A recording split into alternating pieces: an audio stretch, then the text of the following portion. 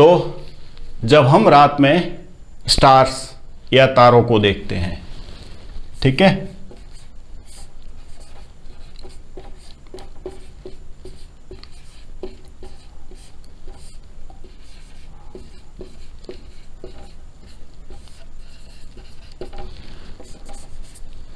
और तारों को कहां देखते हैं?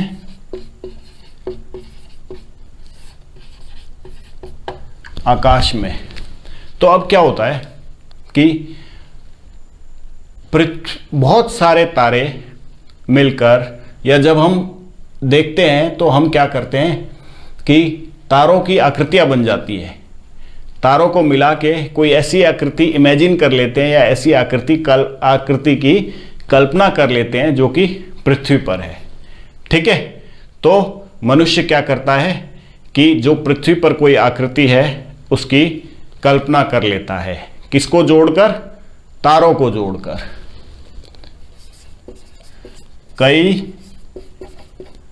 तारों को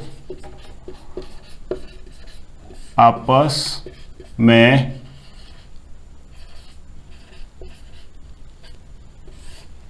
कल्पना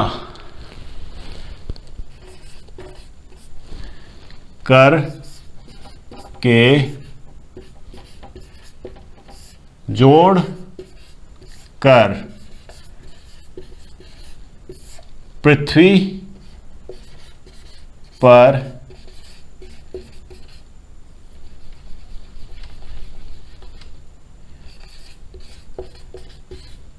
किसी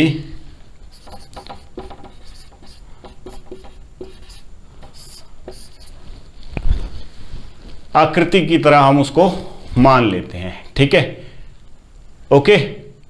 जो पृथ्वी पर किसी आकृति से क्या करती है? मेल खाती है, और ऐसी आकृति को हम कहते हैं नक्षत्र मंडल। क्या कहते हैं?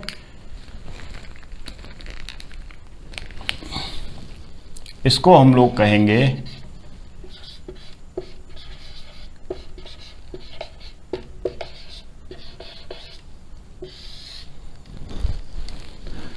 ठीक है। तो मनुष्य आसमान में देखता रहता था और इमेजिन करता था या सोच लेता था अपने मन में कि हाँ भाई ये तारा, ये तारा, ये तारा, ये सारे तारे मिलकर क्या बना रहे हैं? एक आकृति बना रहे हैं। और वो आकृति क्या है? पृथ्वी पर कोई भी वस्तु है उसके आकार की है। ठीक है ना, उसके जैसी है। इसी को हम लोग नक्षत्र मंडल कहते हैं, और इंग्लिश में इसको हम लोग बोलते हैं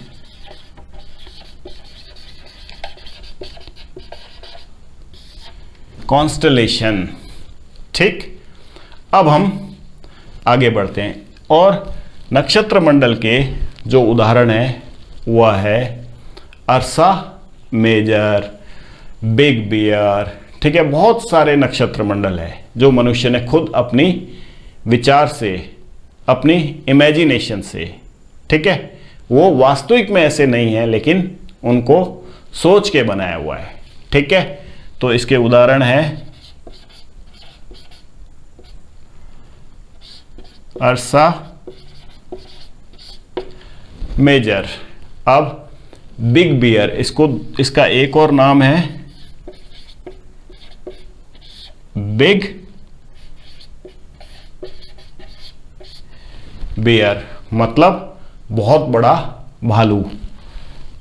ये गलत मात्रा हो गई, बिग बियर। ठीक है, यानी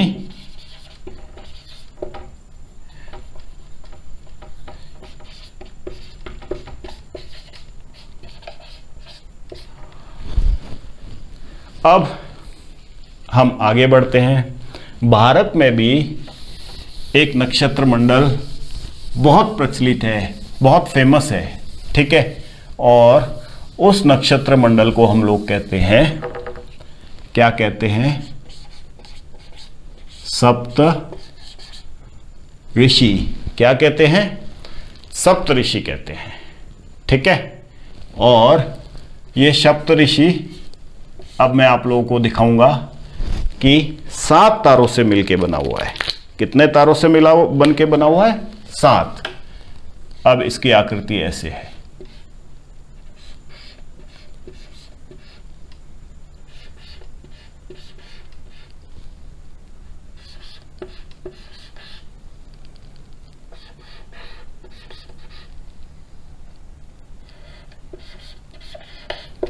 ये हो गया हमारा सप्तऋषि नक्षत्र मंडल।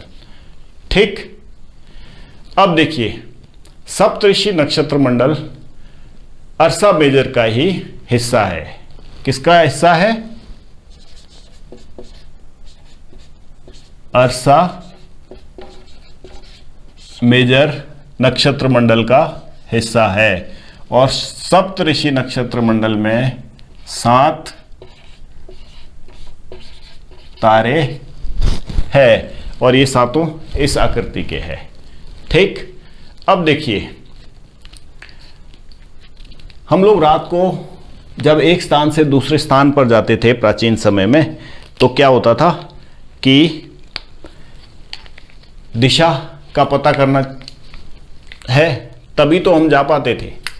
ठीक है, आज तो हमारे पास बहुत सारे यंत्र है, कंपास है, ठीक है, जिससे हम दिशा का पता कर सकते हैं। लेकिन प्राचीन काल में लोग एक स्थान से दूसरे स्थान पर जाते थे और वो लोग दिशा का कैसे पता लगाते थे, डायरेक्शन का कैसे पता लगाते थे।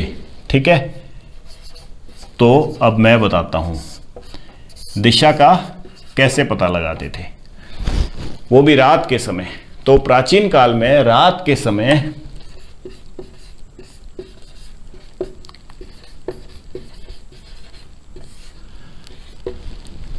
के समय दिशा पता करने के लिए लोग क्या करते थे, आसमान में देखते थे।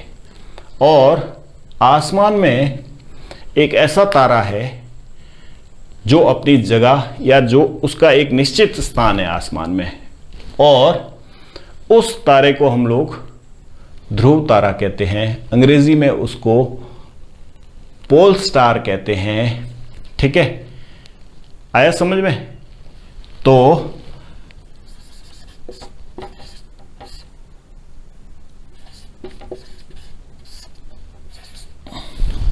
ध्रुव तारे की मदद से जब आसमान में देखते थे तो उनको ध्रुव तारा दिख जाता था। और ध्रुव तारा हमेशा किस दिशा में होता था?